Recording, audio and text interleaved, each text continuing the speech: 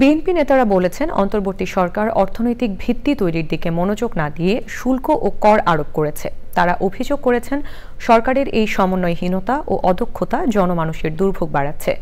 সরকারি কর্মকর্তা কর্মচারীদের মহার্ঘ ভাতা দেওয়ার সিদ্ধান্তের সমালোচনা করে বিএনপি নেতারা বলেছেন, এখনও সচিব পর্যায়ে তদবির বাণিজ্য বন্ধ করতে পারছেন না অন্তর্বর্তী সরকার। মইনুল হাসানের রিপোর্ট। দ্রব্যমূল্য বৃদ্ধি, শুল্ক ও কর নিয়ে বিএনপির অবস্থান বিষয়ে গুলশানে বিএনপি চেয়ারপারসন কার্যালয়ে সংবাদ সম্মেলন। বিএনপির নেতারা বলেছেন, জনগণের চাহিদা বিবেচনা না করে কর আরোপ করে সহজ উপায় বেছে নিয়েছে অন্তর্বর্তী সরকার।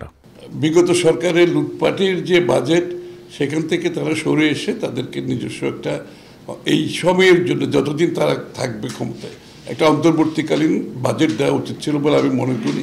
নতুন আরোপিত ভ্যাট ও কর অবিলম্বের প্রত্যাহার এবং ভ্যাটের হার না বাড়িয়ে আওতা বাড়ানোর দাবি জানান বিএনপির মহাসচিব।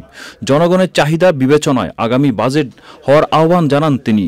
সরকার নীতি সুধার বাড়িয়ে মুদ্রাস্ফীতি নিয়ন্ত্রণের চেষ্টা করছে, কিন্তু বাংলাদেশের মতো দেশে শুধু নীতি সুধার বাড়িয়ে মুদ্রাস্ফীতি নিয়ন্ত্রণ করা সম্ভব নয়।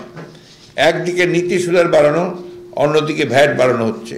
বলা বাহুল্য, এতে একদিকে যেমন অর্থনৈতিক প্রবৃদ্ধি কমবে, অন্যদিকে মুদ্রাস্ফীতি বাড়বে। জনগণের কাছ থেকে সহজ পন্থায় পরোক্ষ কর আদায় করে রাজস্ব বৃদ্ধির এনবিআর এর অযৌক্তিক পরামর্শ জাতীয় স্বার্থ বিরোধী। এছাড়া কর ফাঁকি রোধ করে কর প্রশাসনের উন্নতি করেও রাজস্ব আয় বাড়ানো যায়। বর্তমান পরিস্থিতিতে মহার্ঘ ভাতা বাড়ানোর সিদ্ধান্ত বাড়াবাড়ি বলে সমালোচনা করেন বিএনপির মহাসচিব। আপনার মহার্ঘ ভাতা তো কিছুটা ইনফ্লেশন বাড়াবে, কিন্তু সাধারণ মানুষের তাদের তো আপনার কোনো আয় বাড়ছে না, এটা একটা সমস্যা। তো জবাবদিহিতা নিশ্চিত করলে আপনার অনেক সমস্যাই সমাধান হয়ে যায়। সংবাদ সম্মেলনে জনকল্যাণমূলক বিভিন্ন কর্মসূচি গ্রহণ ও দ্রুত নির্বাচন দিতে সরকারকে তাগিদ দেন বিএনপির নেতারা। Monirul Hasan, channel I, Dhaka.